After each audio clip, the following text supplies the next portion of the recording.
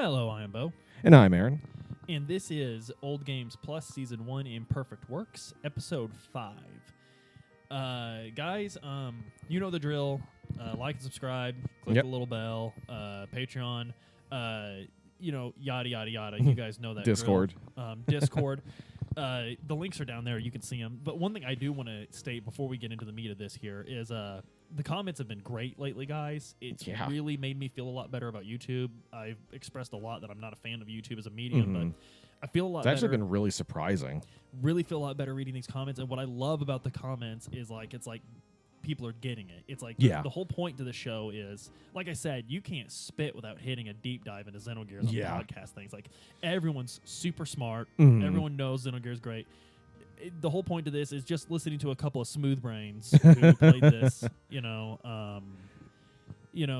smooth brain mammals who played this as children and evolved into slightly bumpier brain mammals in our older age. Yeah, because we're not we're not dissecting the meaning of phase haircut. Like, if you want to know the Gnostic meanings behind all this, if you want to know and I have a philosophy degree, but I don't feel like using it.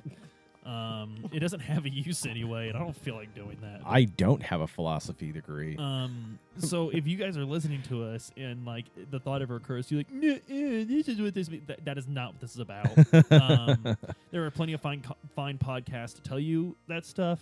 This ain't one of them, pal. Yeah. This is more about being on the ride of how this affected two 12-year-olds. Personally. So if that's what you're, because I've always personally wished I had more people to talk to about that. Yeah. So that's the whole point, because I think maybe you guys do too, and that's why you're here. Yeah. Because I'll be until we started doing this, I only knew two other people who ever even heard of this game. It's not popular here, which was part of the problem. Which is funny because it was a PlayStation hit. Yeah. Which means it sold plenty. But not here, apparently. And with the absolute screaming popularity of Xenoblade, and what's funny is I see Xenoblade fans on Twitter and stuff reference this game. Yeah, but they still want to talk about Xenoblade more. And like I said, I've played them. I've played both those games. They don't hold a candle to this. In my opinion. But anyway, so we got Margie back. Yes, we got Margie back, and there's a secret passageway to Nisan. Yep. You go through a tunnel, and you really think tree. You really think there's going to be a dungeon involved, and there's not. Thankfully, you just no. pop up on the same side, the other side. Yeah, and they got a secret port built under this little church town, which is kind of neat. One thing we don't talk about a lot is what we've noticed different in gameplay from when we were kids to when we were adults. And one thing I noticed when I was adult, this right here, when you first pop over on the Nissan side, is a primo. Poppin' peas. Primo. This is absolutely excellent place to level up. This is a great grinding spot. Yeah. Because the Yggdrasil has facilities to heal your characters. It has facilities to repair your gears. Yeah. Gear repair and refueling is stupid cheap. It really is right now in the game. Just go grind for a while before you go take Margie. Well, anyway, you get into Nissan, and you got to take... And Nissan... one thing I didn't... When I was a kid, I just thought it was a pretty town. Mm-hmm. It's got these nice pastures around it. There's a big mountain. Yeah. As an adult, I kind of noticed it's kind of like I don't know if they did this consciously or not, but it's kind of like Jerusalem. They really sell up the history of the town and the natural fortification of it. Yeah. Which that was the big deal about Jerusalem in the Old Testament was it was built upon a mountain, which I assume was rare in those days. I mean, it had to be. It's hard to do stuff on mountains. World, yeah. So. It's hard to do things on mountains now. And one thing that Xenogears got me interested in that I didn't is looking at Christianity and Judaism through the lens of academia.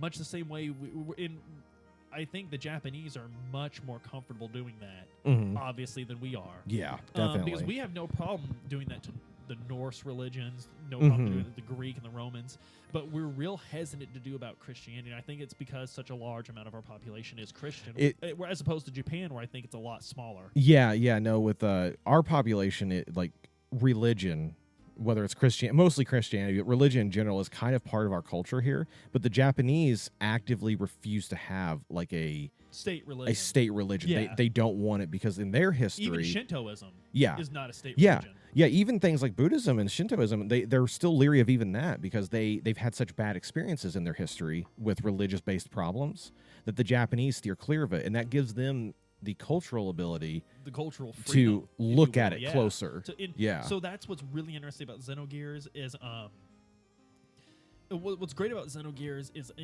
this is kind of my thesis for what Xenogears taught me as an adult, because I've struggled with religion my whole life. I've kind of been on a pendulum going back and forth my whole life, and I was for a little bit too. But one thing I love about Xenogears is it really taught me as an adult that you can examine this. Yeah, it's okay to examine this, and it doesn't have to be a hard decision. It doesn't have to be like it's this and that's it. Yeah, because I don't, because of that sort of disconnect they have from religion and especially Christianity. And I don't mean them, the Japanese. I'm not making a monolith of the Japanese. I mean the creators of the game. Yeah. It really allows you to look at it from sort of a cold distance. Yeah, objectively, if you will. Objectively. That's exactly what I was looking for. So that's kind of interesting. And we're going to be getting into, I say all that because we're about to get into the meat of this game's yes. Yeah, because religious the religions present in the world. Yeah, because up until now they've talked, oh, Margie's she's the great mother, she's the holy mother and all this stuff, but it's like, okay, whatever.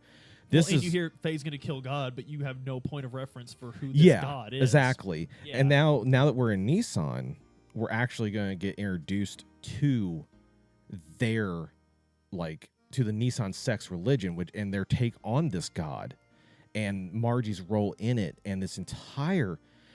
One thing I love about this part in the game, and this is a big thing for me because I struggled with religion a lot when I was younger, and then I just abandoned the entire concept and went my own way with it. So I actually get very annoyed with heavily religious things a lot of times if I feel like it's pushing the religion, because I'm weirdly sensitive to that. I don't know why. But one thing that's great about this is they give you all this information, and they actually give you this feel of this religion and its impact for the people there, and it feels truly organic. That's something that struck me on my most recent playthrough. Yeah, which is something you're not going to see a lot in a JRPG. No, because they're not making much a less statement. Fiction at all. Yeah, they're not making a statement. They're just giving you the characters. It's so good. So you get to this town, and it's a very quaint little town. And your first thing, you got to get to Margie to the cathedral, which is built into the mountain. So you get to this cathedral, and all sorts of interesting stuff is about to happen. There's a ton, all in 20 minutes here. So the first thing that comes to my mind is we get to the cathedral. The entire party's there, escorting Margie, and they decide to give you a tour of the cathedral. Yeah. And stuff keeps catching Satan's eye, by God. He spends this entire trip being like, I am interested in this. Isn't it interesting, Faye? Yes. So my favorite part we'll get to, Aaron, in a second. So the first thing really that happens is you notice a statue of two angels. Yes. Oh my God, they're so good. And this is a major point in Xenogears. So what it is, and the nun that's guiding you around, she is very kind enough to explain the point of these two statues, and that is that they each only have one wing. It's Margie and weirdly Satan that do it. Right. So yeah, that's right. The nun doesn't do it, but Margie points out that they each only have one wing. So that's right. It's not the nun. It's Margie. It's yeah. So they need to embrace each other to be able to fly up. And Satan's like, yes. You know what I find also interesting that I just thought of just now? Swear to God. One is male and one is female. Yeah. He's like, isn't that weird for them to depict that? Isn't that strange for them to depict that? Why would that matter? It's almost as if there's two halves of us, and he keeps going on and on. And what we start to notice here is he starts to poke at Faye. He's like, Faye, what do you think? And Faye's not biting. No, yeah, Faye's just he's just there at this point. And at this point, it's kind of like I don't care. Yeah. He's like, full statues, bro. I guess I'm an artist and I appreciate how much it took to make, but I'm more of a painter. So this really isn't speaking to me, dog. Let's move on. Real fast. One thing I want to get your opinion on with Satan's his little speech there. He's pacing back and forth when you watch this little cutscene. It's not really a cutscene, but it's his sprite's going back and forth, and he keeps on evaluating it from different angles. And he's like, one's masculine, one's female. This is one part I want, because since I played this recently, I know the words exactly, and I want your opinion. He looks at it and he's like, and the space in between them is that the advent of God? Or perhaps the path of God? That's right, the path of God. That is a huge thing. Yes. That we won't hear anything else about for another 60 hours of gameplay. But hope you don't forget. It's a huge thing. So really, that's one of the most iconic. And one thing I love is that game just showed you one of the best pieces of iconography in it. Yes. And it's not going to touch on it again forever. Yeah. This is just a little seed they planted. So anyway, we go to a specific room. Yeah. This is really the important part. Margie's being a rule breaker because you got to get permissions to see this. You got to get permission to see this, but Margie's like, I'm going to let you guys see. Okay? I'm the Holy Mother. It's cool. I'm in charge here, okay? Like, she's not. No, you don't have to tell anyone. Let's go. Yeah. So you go into this room, and it's Faye, Sighton, and Margie. Oh, God. This scene's so intense, too. You walk into a room, and there's a painting. And the player's going to immediately notice this painting looks just like Ellie. It's the painting on the cover of the game. It looks just like Ellie. And despite what they say, the hair color looks very close, too. So, yeah, the characters say, like... They're like, the hair's a little different colored. They'll say that here in a second. But it to me, I mean, Ellie's a little bit closer to orange. So these three characters immediately take off on... go ahead. No, I was about to say, so they're looking at it. And Faye and Bart are still quiet. I think Bart's bored. Yeah, Bart's bored. He's not interested in stuff. Yeah, he wants to like go do cool guy stuff. Sighton is looking at it, and Sighton's like, "Wow, this is a gorgeous painting. That's incredible." And Sighton, everything he's saying is under the pretense of art appreciation. Yes, that's something very important to note. And what's so cool here is I don't know if what Sighton says here is true or not, but he's like, "Wow, Faye, like, look, would you look at that? Do you notice anything like similar in this picture?" And Faye's like, "Yeah, that's Ellie." And Sighton's like, "What?" And I love it. Yeah. I love it because that's what I was going to say. Yeah. Each of these three, because Margie's like, "Oh, it's the Holy Mother." Yeah, this is the Holy Mother. Holy Mother of that's the person that found the Nissan set. Yeah, that is literally that's Sophia. All I have to add to this conversation. Yes, we got nothing else. But then Sighton keeps going on, and he is going on about Faye. Do you notice anything about this paint? And what Sighton is driving at, he's like, "It's your style, man. Yeah, these are your brush strokes. Yeah. This is your color palette. This is you. Yeah, because he literally says those things like to him. One of those paintings, man." But Faye isn't hearing it because all Faye can think of is that's this is Ellie. fucking Ellie, man. Yeah, and every time he mentions it, Sighton's just like, "What?" Yeah, because he says it. He's like, "That's Ellie," and Sighton's like, "What?" And then like Faye's like, "No, look, like the hair's a different color, but like that's Ellie." I think, and Sighton's like, "I think you might be right," like, and I don't know if he's like, "Oh fuck, I don't know what's what." Or if he's like, "Yes, Faye, you don't know, uncover this." Yeah, it's really, you don't know if it's like Sighton knew this. Yeah. You don't know if he knew at all. Or if he dug deeper than he thought he did. Right. Because my most recent playthrough, the vibe I was kind of getting was, "Oh, you think it's Ellie? Someone has a crush, obviously." That's not what I'm going for here. Faye, you painted this. Yeah. Like, he's like, "This is your style. Look at the brush strokes." And Faye's like, "Nah, I'm not that good." And Sighton's like, "Shut up, you did this." and so basically that's the idea is whoever painted this has very similar style to Faye. Because Marty swears up and down the painting is 500 years old. Yep. That's an important number to remember. It is 500 years old. Sighton's like, "Nonsense." Yeah. Faye painted this. And Faye is just like, "Guys!" He's like, "No. It's Ellie!" And that's what he's most concerned with. And then we just sort of leave. Yeah, we just sort of mosey along. They leave. Well, Faye does have right before he leaves. Faye like stops and looks at it, and he has this like almost like a flashback. That's how it's presented to you, and we see Faye standing there painting this picture. And Ellie's posing for it. While Ellie's posing, and but they're not calling each other those names. Yeah, no, we don't even. Yeah, it's we hear Sophia obviously because the paintings of Sophia, and then we hear a name that's new to us. Lacan. Philosophy fans will recognize that name.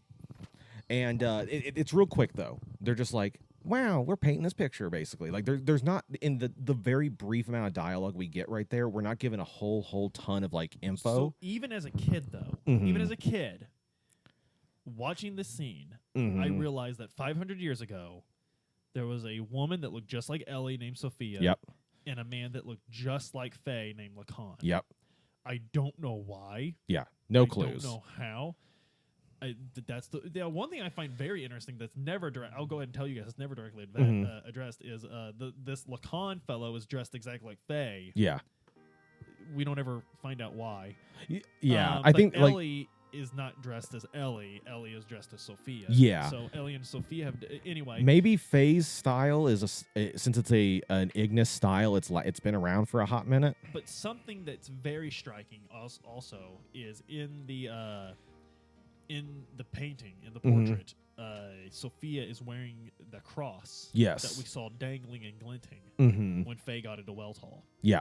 We don't Yeah. have any point of reference for that right now, but it's important to note that it's the same one. And I don't think the characters notice it either. No one what are they calls it gonna out. Like, what are they going to say? Oh, that's that thing that flashed in your psyche. Yeah. When you got into Wells Hall. Yeah, no one says anything about it. But if you look at the painting, you see she's got that You cross. can see that she has that cross. And they make a big point also. The only other big point they really make on it right now is that the painting's not finished. The artist didn't finish it. Yes. The bottom corner is still blank. So it never got finished. Which sounds like Faye. Yeah, that He sounds tends like to run away Faye. from things. So He is a coward. So we leave that room. Yeah, Because we're like, okay, we've dumped enough disposition on you. Let's move along. And they act like they're going to give you some more because they're like, Titan's like, I want to learn more about this 500-year-old painting. And Margie's like, we might have some scrolls. Let's go ask the head nun. And they're like, and he's like, Faye, we are doing this. Right. And then you go there and there's Again, nothing. We don't know if Titan is prodding Faye along for more information or if this is something that Titan actually doesn't know. And it's played so beautifully because even right now, I've played this game 20 times over varying stages of my life. I'll tell you right now, when we got into Nissan during my playthrough and I started going through with this, I started questioning my bashing of Titan I've done in the past episodes. Because the way he's presented right here seems so sincere. And it's hard for me to remember like what's happening. You know what I mean? Because it feels so genuine. It feels like Titan is genuinely curious, and he's asking his only buddy, his only true buddy he's got, Faye. He's known Faye for a couple years now, hanging out, being a doc, eating food, you know. Gaslighting his wife. He hasn't talked to Sigurd in years, so he doesn't even know that man anymore. Right. You know. He's got an eye patch now and a job. He's totally different. He's changed, man. But you used to be cool. And then you got an eye patch and became a pirate. It got even cooler. I can't compete. But yeah, no, it's so hard. I don't know if when I finish this game this time, I don't know if I'm going to know what Titan was doing. I still don't know. Yeah. Even knowing what's happening, I don't know. It's great. It's so good. So you go to the head nun and she's like, no. She's like, we have lost literally everything. She even goes so far to say, we don't know anything. All we know is that Sophia in that painting, that's 500 years old, Sophia sacrificed herself and went to live with God to save us. That's all we got. Yes. No records, no other information, no date of birth, nothing. So the closest thing we do have a Christ illusion in this game is Sophia, but still not a precise one. No. Close but no cigar. She sacrificed herself. So basically, this is a Christianity with no Old Testament. Mm-hmm. They don't remember what they were before. Yeah. They know what they were after Sophia, and doggone it, that's good enough. Yeah, that'll work. So this is all we're going to learn about the Nissan sect. Yeah. Right now. Yeah, and the only other thing, I guess the only other thing you technically could learn, at least from me, is to me it looks very Catholic. Yeah, if you want to look at if you dig into Perfect Works and everything, the way the church was structured before Sophia was actually extremely, because Perfect Works goes into the church's structure before there was a pope. Even they were called the Pope. I have a question that'll come up later in this game. I already know what it is, and it will come up later. You'll get an answer. But so. Yeah. So that's all you're going to learn about that. And, Bart's had enough. Yeah, it's time to go back into town. Doing this, he wants to go back to town. There's a meeting hall there. He wants. They need to figure out their next step. It's time to get back to business. And, is this where at one point during their stay in Nissan, he actually formally asks Faye to join him? Okay, so the order of what happens. The first thing that happens. A lot of things happen. And guys, by the way, this entire episode, there's no action. There is literally none. This is, if you play the game during this, it is all of this that we're talking about is like the course of an entire hour or more. By the way, my general idea of this when I was a kid was actually very shocking to me. Mhm. And I was extremely interested. Yeah. I was extremely. I expected to be bored, but anyway. But you're just you can't be. You're drug along because Yes. they keep feeding you just enough for you to want to know what's happening. Yes. But yeah, no.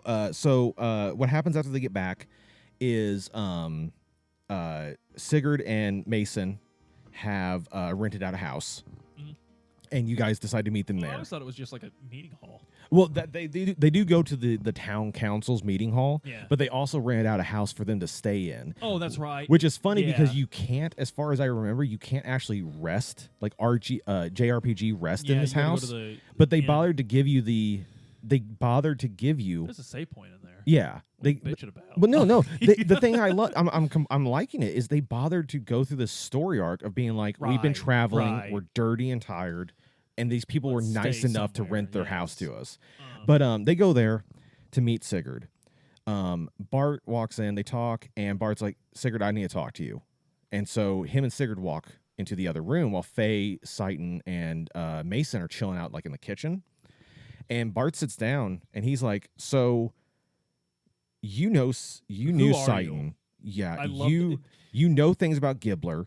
I didn't appreciate this as a kid. It never Mhm. clicked with me. But like as an adult watching this, it's like Bart is a perfect example of the guy that's like, all right, let's get this and everything. And then when the moment comes down to it, it's like, you know what? Cut the bullshit. Yes. Like, And that's he- exactly what this scene He's is. got a front. He knows when he could let it Mhm. down, and it's never used cheaply. It's Yeah. never overused. It's always perfect. Where like he's like, Sigurd, Yeah. look your eye into my eye. Look me in the eye. tell me what's going on. Yeah, no, and it's so good. And Bart plays it so cool because he confronts him and he's like, you know about Gibbler. You knew that guy that I fought back in the Capitol. You were clearly close to that guy. you know Seitan from before. I need answers. And he sits down on a bed and he starts asking questions. Yep. And we get this. And it's not aggressive. No. You should note that. It's not aggressive at all. It's just like, man, come on. If you want to read into the text to Yeah. try and get emotion out of it, I imagine that Bart is literally sitting there, no emotion. He is just this is like a purely info dump. Right. He's like, okay, how do you know Seitan? How do you know Gibbler? And then it's at the end when it's so good because Bart is presented as this immature acting guy who's Yes. trying to be like a leader for his friends and people. But he is actually such a good leader. Yeah. But in this moment, you see that for the first Yes. time. This is a king sitting down and having his advisor tell yes. him, and we get this. That's a good point. I like it. Yeah. That's a good point. It's so good because it's a weird thing for Bart. Bart's a hothead. And in this moment, He's radical, yeah, man. you would think he'd be He all puts over. his skateboard to the side, and he says, "Level with me, brah." You would think though that he would be sucks on his Gogurt. Gogurt. Jesus. He sucks on his Gogurt. Just patiently waiting for these answers. Oh God, that's good for audio. The Gogurt noise. He hits pause on his Walkman, pausing The Offspring CD. Don't call me out like that. I had a Walkman with an Offspring CD in it. Listen, Sigurd, all I want is for you to give me some answers. Oh my God, but it's so good because Bart's presented such a hothead, and in this moment he is cool. But Yeah. we get one of the biggest and most complete info dumps ever. Also, In- apparently, when I in was this a kid, point. I was loving the story, but I had enough because apparently I skipped through all this. Because playing back through an adult, I was like, "Holy Holy shit!" yes. Like I didn't realize It we realized tells all this you this early. so playing much. language, yeah. It tells you so much. So basically, Seitan and Sigurd Mhm. are from an empire. Well, Seitan is. Sigurd was captured. That's right. Sigurd. Sigurd Okay. was with the family, with Yes. Bart's family, and he was taken and used as a guinea pig. Yes. So he was taken up to Solaris, used as a guinea pig. Seitan is Was- a full Solarian citizen. Yeah, he's a low-level citizen, so he claims. Yes, but still a full one. Yes. Low level, but still a full one. And there was a man named Charon Ramses. Yes. And Charon Ramses had a dream. Mm-hmm. Even if you were low level, even if you were captured and used as a guinea pig, all could be Solarian so long as they were Solarian. Yeah. By God. Well, so long as they were strong. They were soldiers. They had skills. By your merit. Yes. He really believed in a meritocracy. Yes. And this is what the fascist empire of Solaris considered egalitarianism. Yeah. Like the idea that, you know what, so long as you work 87 hours, straight with no breaks, I think you should have the right to be able to apply for a voting license. Yeah. And there apparently people higher up at Solaris were like, this is literally socialism. This is what? So we learn about that, and Ramses is this big up-and-comer within Gibbler, and he's going to their Jungen school, right? I always said Jugend. I always figured it was more German. Since when we meet Jugend, Ellie, she speaks space German. Jugend rolls off the tongue. It does. It really does. Like I, on the other hand, have never pronounced things correctly. So smooth brain. Yeah. But, so no, they're all at Jugend, and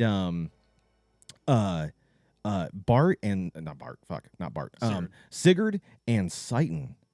At this point, Seitan has walked himself into the conversation.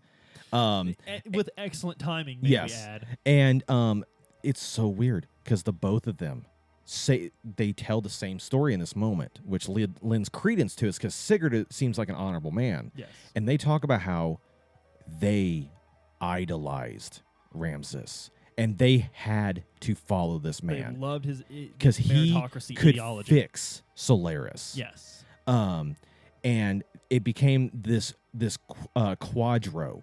It was Ramses, Seitan, Sigurd, and Miang, who were the closest of buds at this school. Yes. But as time went on, Sigurd first saw the hypocrisy within Ramses, or what he perceived as it.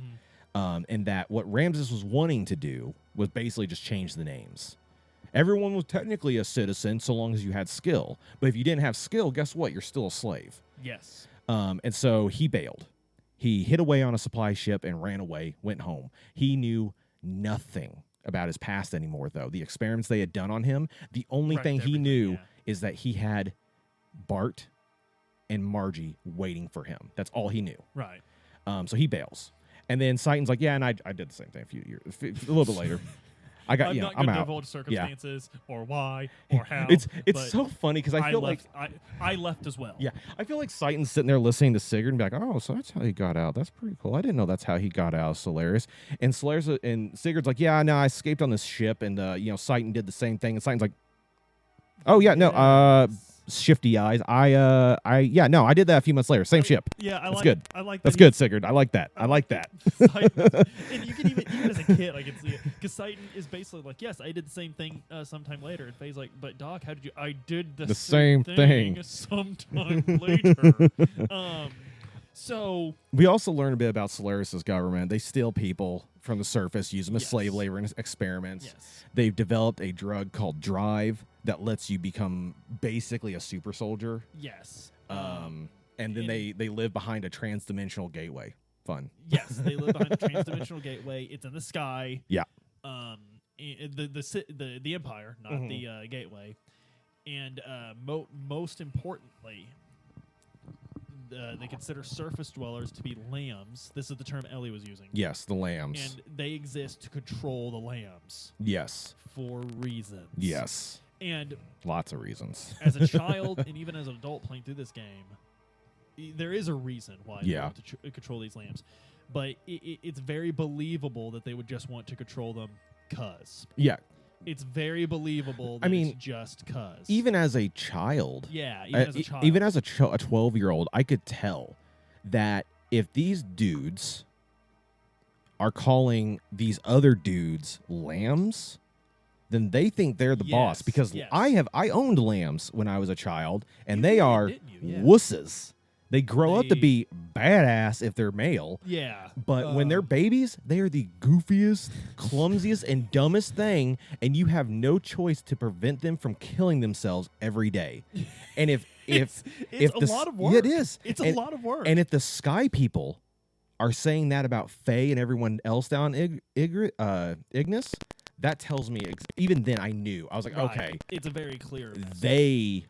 They are trying to protect, quote, and control the population. Even my infant brain was able to pick up on that much. So that's a superiority complex and a half. There's a very big disconnect between the characters here. Not very big. It's not presented as being very big. But so basically, Bart's like, okay, thank you for telling me. He's like, that's cool. That's okay. I get it. Like, I don't. I'm sure you had your reasons. Yeah, we do get one, like, a bit of emotional outlash from Bart, but it's very controlled. He's just like, why didn't you tell me? Yes, that's the point I was getting. Yeah, Bart is like, why didn't you tell me? And Faye's just like, neat. Like, this is. He's like from the kitchen, like, cool story, bro. No, it like Faye literally like comes in eating a sandwich, and he's like, "What are you guys talking about?" Like, "Oh, you're from a city in the sky." That's cool. Lambs. I think Ellie was talking about lambs. I miss Ellie. He's like, God, I'm lonely. So this is very important to remember because I want to dig into this later when we get to like the meat of this. But I want to know why. Like every time Faye finds out something about Citan, no matter what it is, the entire course of this game, Faye is always ultimately. Sometimes he has outbursts, but ultimately he's always just like, oh, I mean, Doc's gonna doc, guys. Yeah. Am I right? I feel like part of me almost feels like Faye, the first time he learned something about Citan that was weird, he became so suspicious that he accepted anything. And he's just he became so suspicious that the counter reset became not suspicious at and all. he's like, oh, so you're a sky man, Doc. Okay. And he just like walks off. Like, I think it's either that or I think Faye is literally just like, he's like sitting there and he's like listening to everyone talk about these big things. And he's just like, you know what I really want to do right now? I kind of want to go sit in the corner and cry. I'm still thinking about how I blew up everyone I loved. God, I wish I could just take a nap right now, guys. What? Sky people? Yes. Sky people? That'll get my mind off Keith Lee, my father figure for 3 years. So. And Alice's big gazongas that I vaporized.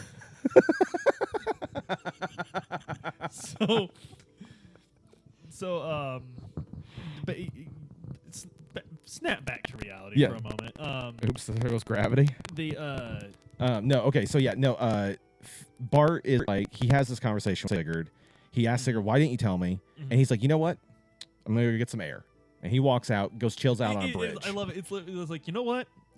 Take 5. Yeah. Take 5, everybody. I'm going to go, we're going to put a pin in it. We're going to put a pin in it. I'll come back to it. And he walks out. Yeah.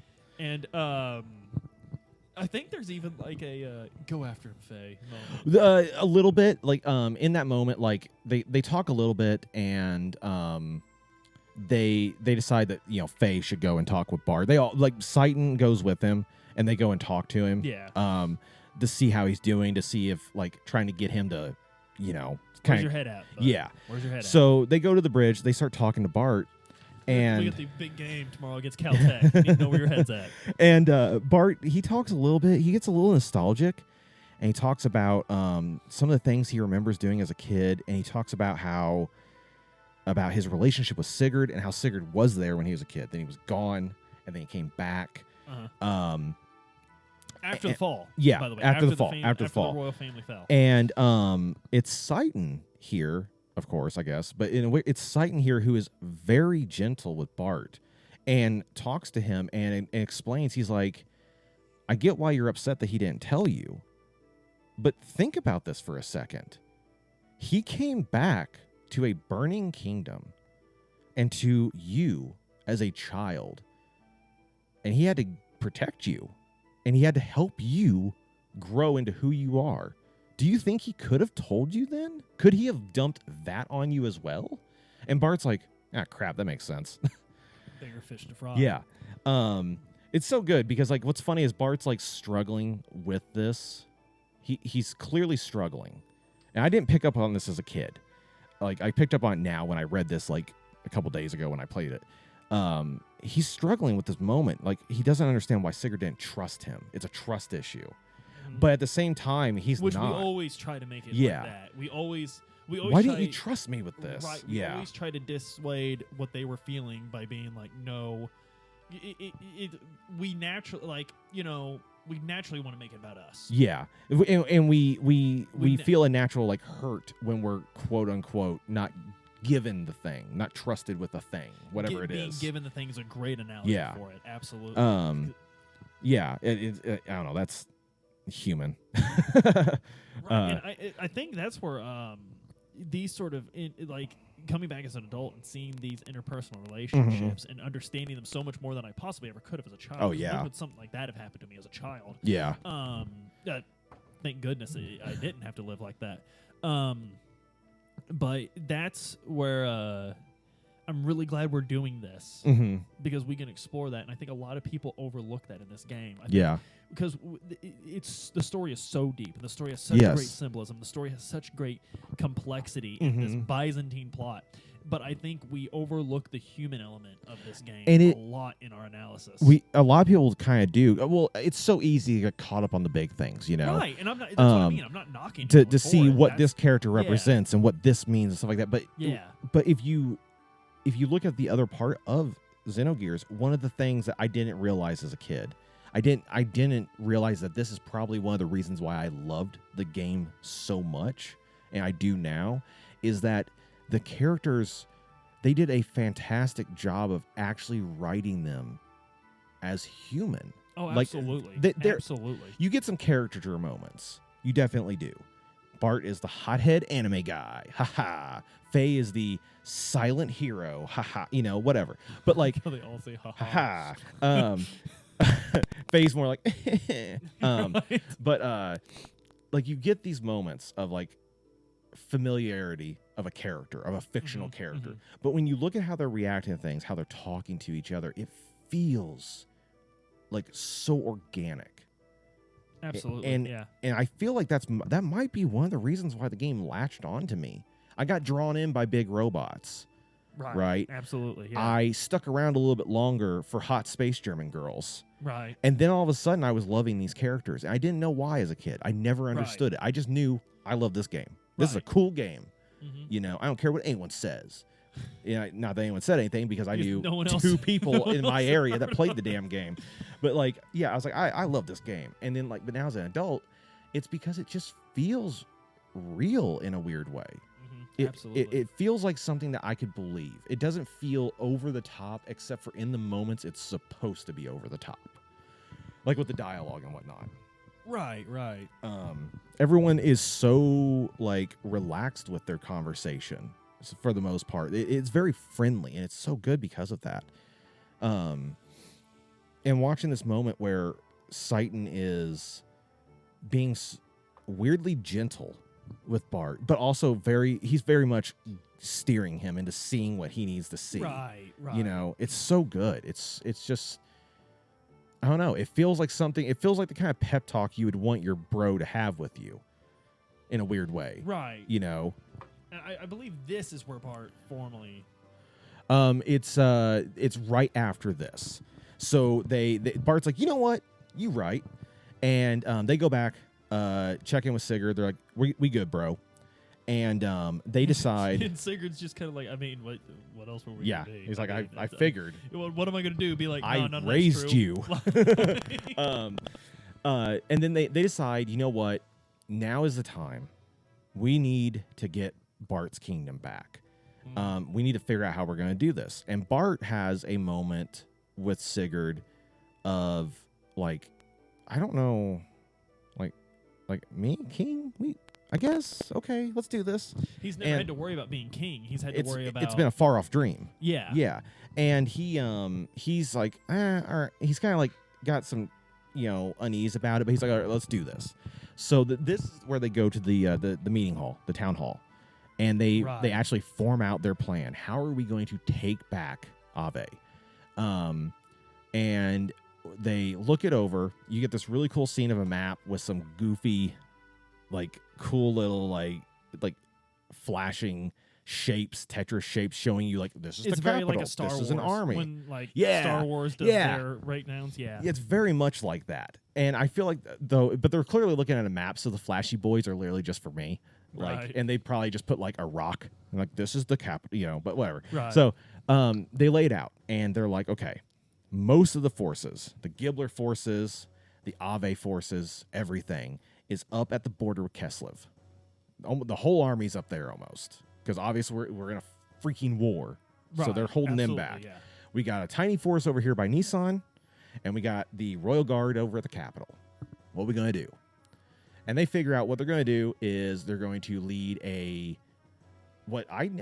so as a kid, right? Okay, here's what they do. They're going to lead a raiding party on the frontline troops to make Ave and Shakan think that Keslev is invading. So they divert all their forces possible to the front lines, yes. right?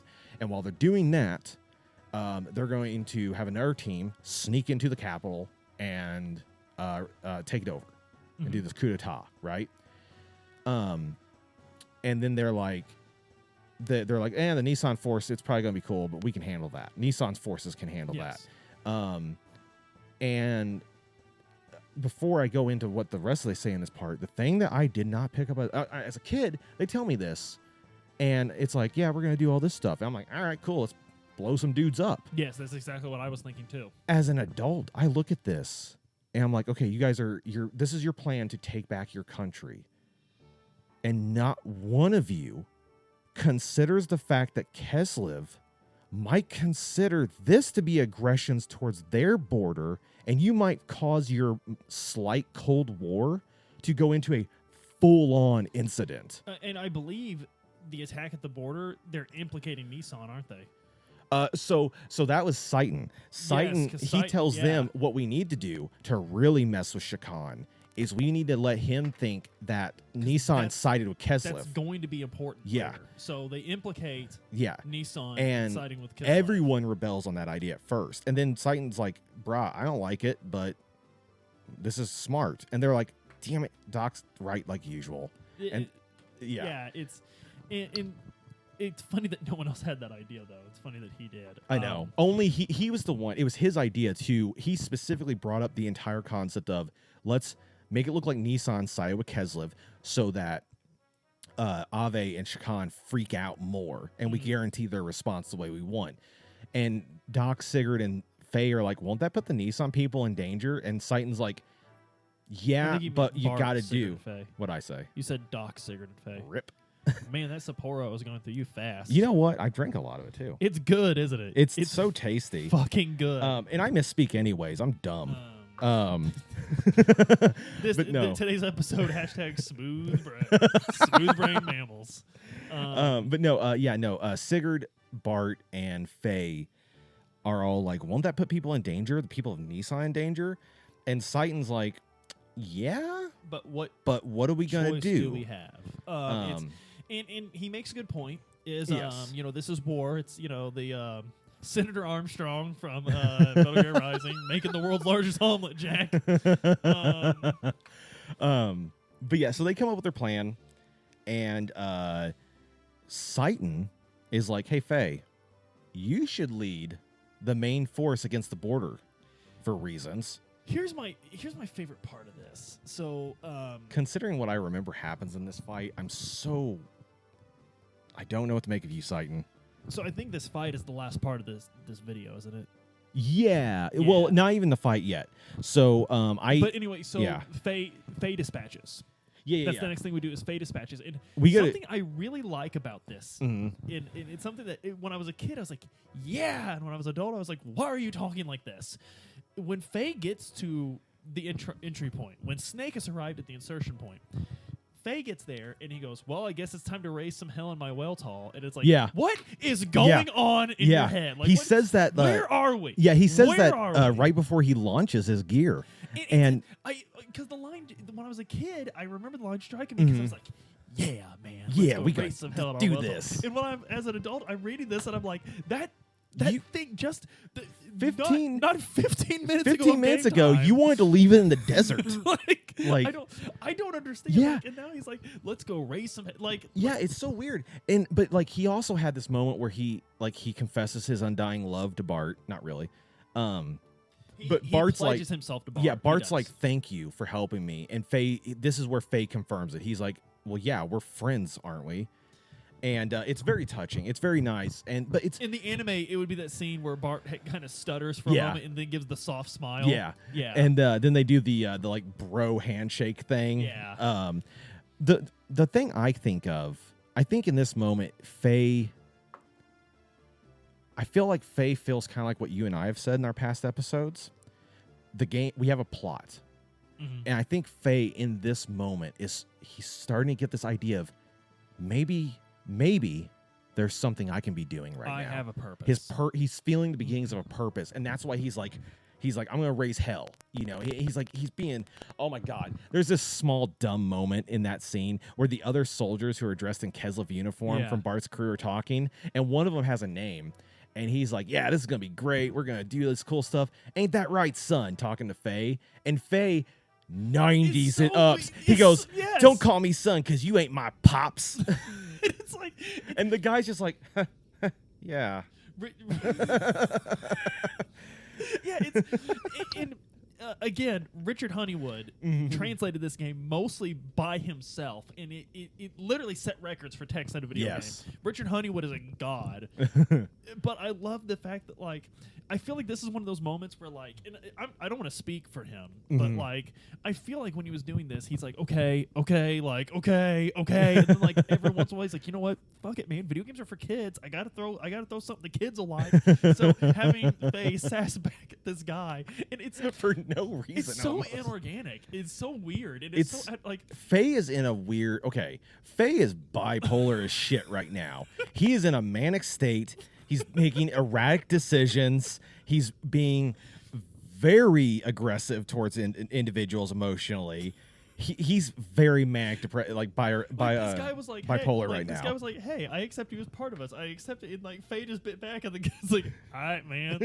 Yeah, it's Faye's in a weird point, which makes some later bits that we'll get to next time very big. But so they leave. They launch, and then about this time we get a nice. Why wouldn't they? I know, that was right? Weird. Let's get out of here. I'd rather be in my gear than stand next to this guy. We get a cutscene back over to the capital of Ave.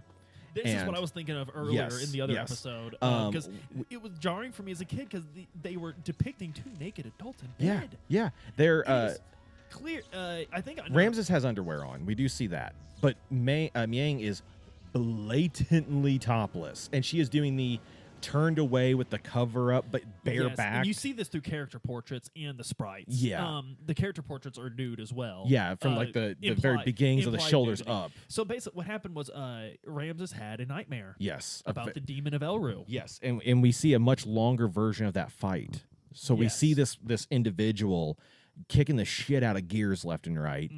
Mm-hmm. We see Ramses ordering his troops freaking kill this guy, and nothing's working.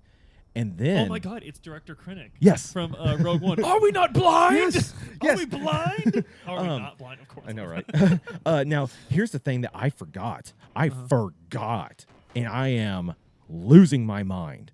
In Ramses's dream, right? Mm-hmm.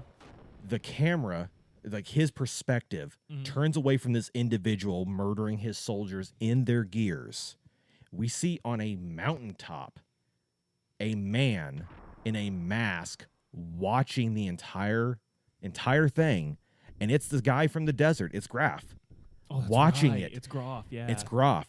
And then we see this individual that beat those gears slowly levitate up into this bright red gear.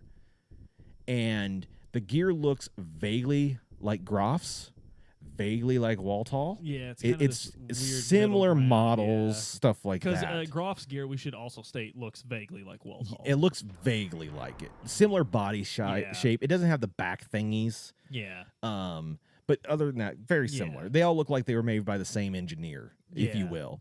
Different trims. Yeah, exactly. Different model years. Groff's got the base model. Yeah. Faye got the this new guy, he's got the model with the flames on the side. He got the LTE and I don't know trucks. That's good enough. I'm going with I was trying to go with the F-150 thing. What's the top one? Platinum.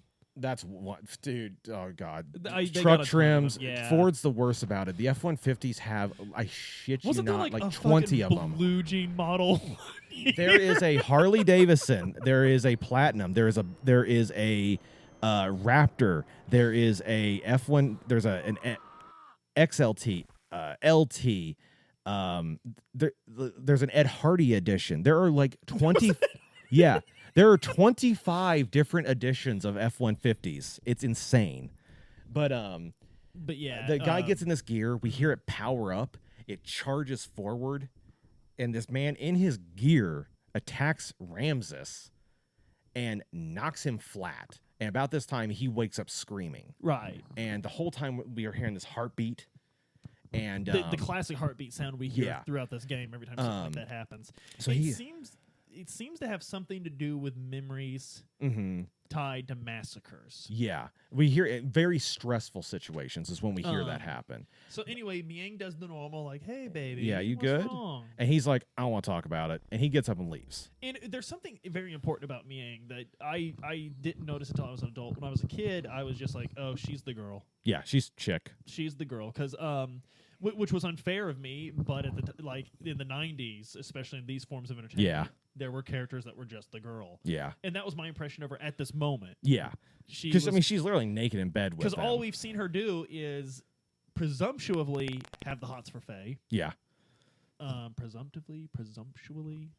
Sure.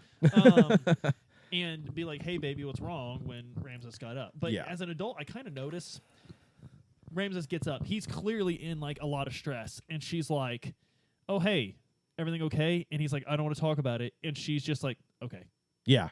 She doesn't actually seem to. She's just like, she doesn't even actually say just okay. Yeah. She just lets him go away. Yeah. She lets him leave. There's no follow-up, no nothing. Yeah. That's very very important. She asked the question that was required to ask. Yes. So he leaves. And then the weirdest who shows up? Yes.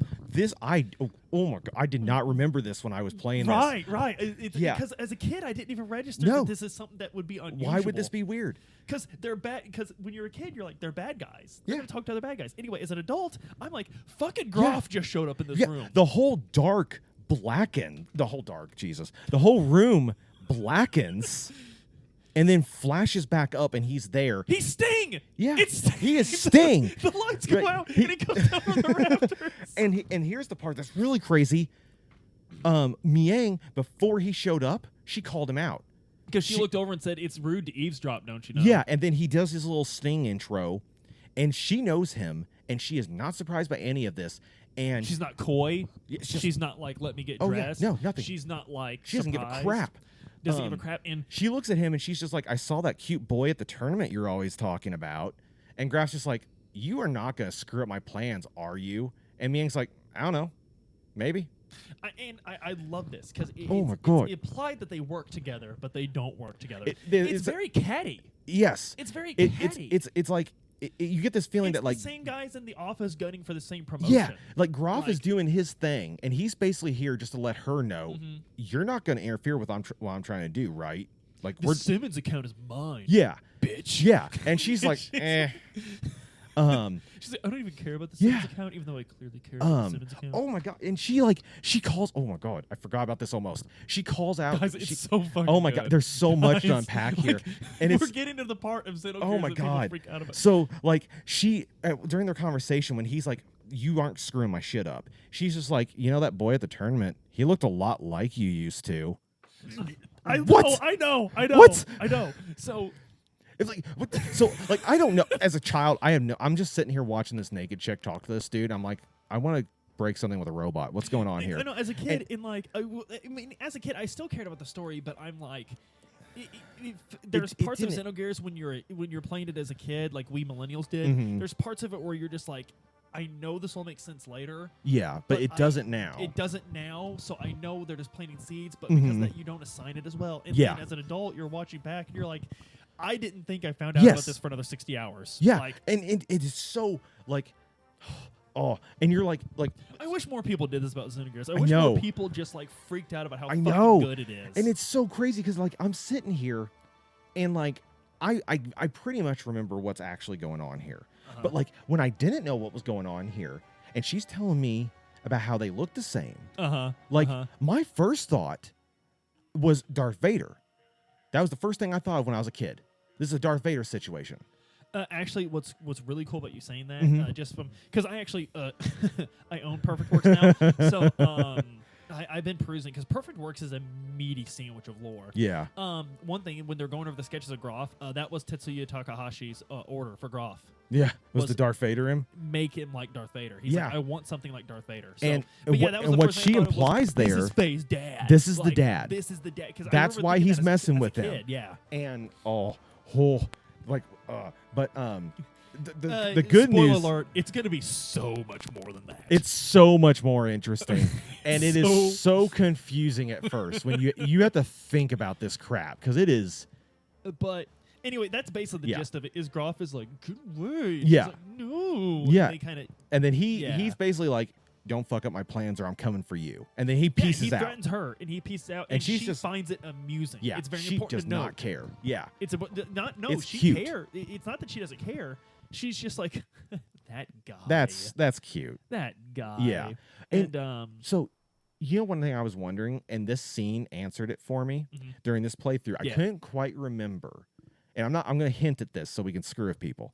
I could not quite remember this playthrough how much Miang actually knows until this moment. And it was in this moment where I got my answer. I was like, oh no, she actually knows everything that I think she does. Yes. And I couldn't remember that. And that is something that freaked me out. What was it that revealed that to you this playthrough? I remember the truth of Groff.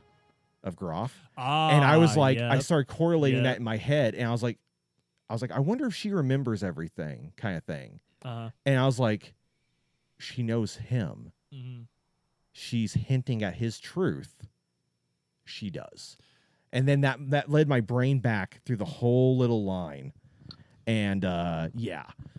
We're running down here on time. Which is actually good, because this is the last big thing that happens. I think this is actually a good stopping point. Yeah, because like what happens after this is Faye lands with his buddies, and they're going to go start to do their ruckus. His buddies. Not. Emphatically not. Categorically not. His pops. Yes, not These his are pops. His buddies. And then, you get into a cave. And there's a weird cave dungeon that kind of sucks. It's pure platforming, and you get screwed over by random encounters because you have to jump and platform, but the game has a delay on initiating a battle screen, so you lose the ability to jump.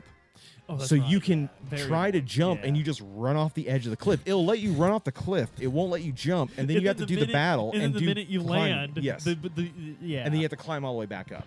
But then you get there, and that's where I'm pausing at the moment, because there's a lot more to unpack here in a minute. Right. So we're going to leave you with that. Guys, if you're as interested to find out what's going on as we were as youngsters, as we were coming back as adults, be sure to hit that little bell. Yes, definitely. That will notify you when more episodes are up. I've guys, done that, so I can hear you guys' comments. We are loving the comments, guys. Please keep commenting. Leave us some reviews on iTunes. But most hit up the of all, Discord. Most Definitely. importantly, guys, please tune in. Please tune in and keep listening, because that's really what we're doing. We are not. This is a labor of love. Yeah, and that definitely. is the fruits of those labors. Yeah. Is realizing that this is, because that was sort of the dream we had for the show, as I mentioned earlier, was just we wanted just people to gush with Xenogears with, because Xenogears, if you do find someone to talk about on the internet with it, it quickly becomes you know about Xenogears, bro, I know about Xenogears. That isn't what this is about. We just want to share our experience with you guys. And, it's just gushing over this thing and how it turned us into the adult that we are. And until next time, don't call me son, because you sure ain't my pops.